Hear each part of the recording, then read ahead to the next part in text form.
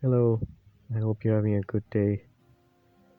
Today, I'd like to talk about the ending of Clair Obscur Expedition 33, which I finished last night after about a month of journeying through the side quests towards the end of the game, which may not be advisable because it makes the final boss, Renoir, quite easy. Regarding the ending, I was quite moved. It's heartbreaking, I would say. I haven't felt this moved by a computer game in a long, long time, and truly pierces the heart. As you know, there are two endings, Verso's and Mael's, and both are quite sad in their own ways. Let's start with Verso's ending. I think this was meant to be the original ending. Here, the canvas is destroyed, and Mael returns back to the real world, and there is a funeral, or not a funeral, but of a memory of Verso at his grave, and we see Mael as Alicia, as she is in the real world, holding a toy of SKA with her parents and Clair. And there towards the end, all the expeditioners, they wave goodbye to her, and it's quite sad and conclusive, suggesting that the canvas is over, it's done, the story is finished. Back inside, before the real world, after the battle between Mael and Verso, when Mael was defeated, Verso caught her before she fell to the ground. The words he said were quite touching. He's able to bring tears to the eyes. Was when the expeditioners started to fade away there. Ciel and SKA and Monoko, whereas Lune was not too happy about the turn of events, that the canvas is going to be destroyed, and her look towards Verso was quite terrible. And it's understandable, this entire world is going to be destroyed. Verso, because he can't take it anymore, he doesn't want to live this life there.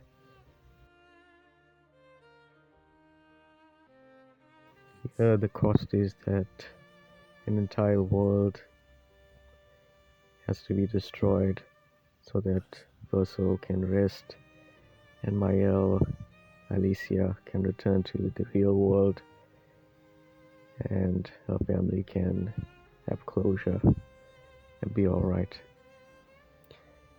Now going to the other ending, Mael's ending, which is actually the one that I took originally.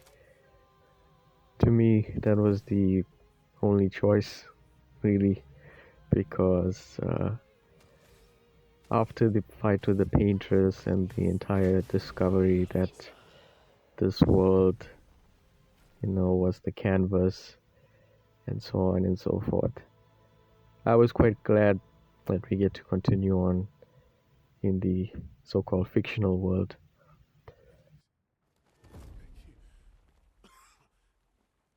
In a way, it's no less real than the so-called real world, in inverted commas. And so my choice was, without a doubt, save the canvas. Now that ending, I think, has a feeling of an alternative ending. I would say there are hints in the music and the way the entire thing is presented. It's got an unsettling feeling to it, especially in the epilogue. Here, when Verso falls to the ground after being defeated by Mael, the words he says, the lines he says, are truly saddening. They truly pierce the heart. He doesn't want to live that life. He doesn't want to live that life. And he repeats that sentiment over and over again. He wants to rest. He doesn't want to go on in this world, this painted world, this canvas. He, in the real world, is already dead. And here, he is just a character from his point of view. Doesn't want to go on like this. He wants to rest. Also, there's the little boy that's painting. That's him, a part of him. That's another point as well. That part wants to rest.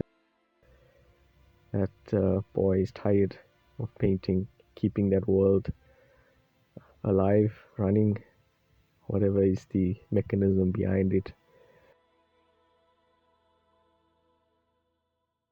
And it goes on to the epilogue. It starts off alright with the Lumiere soundtrack, but as we go into the opera house, there's quite an unsettling feeling. We can see Mael is troubled, though she smiles, and I noticed on second, third viewing that Ciel, when she looks that way as Mael enters towards the front, the seats in the opera house, Ciel gives a bad look, as if she's not too pleased with Mael. And that makes sense because if you go back to Verso's ending, Ciel had some understanding that Verso didn't want to go on like that. Even if it means they all perish, the canvas perishes. It seemed that Ciel was alright with that. And Lune, on the other hand, was quite glad when Mael comes onto the scene, in contrast to with Verso's ending again, where Lune wasn't happy that the canvas was going to perish. So there's this interesting parallel and contrast between the different characters. And then when Verso comes onto the stage to play the piano, there's even another shift of tone. First of all, the color goes to black and white, and the screen becomes a 4:3 aspect ratio as a TV in the old days. I think that seems to suggest, first of all, the black and white gives it an unsettling feeling, and maybe the 4:3 aspect ratio is that this is all a play, it's not real. This world of the canvas is a fiction. And we look at Verso, he's not a happy man. He's grown old. They've lived a long time now in the canvas after the events at the end of the game. He's old. Mael's grown up. Lune seems to be older, so all of them. Though Gustav and Sophie seem not to have aged, so that could be an error or intentional. I don't know. Verso is not a happy man. There is great sadness in his eyes. He looks quite slender, and he has a feeling to me of a person who is the walking dead, the living dead, as if he's not alive. He's a zombie just walking around in that place. It's quite sad. This is the pain he's had to endure to continue in that world, in that canvas. because of Mael wanting it to continue. And he tells so much from his look, and the tear falls down his eyes. And Mael, the tears are falling down her eyes as well.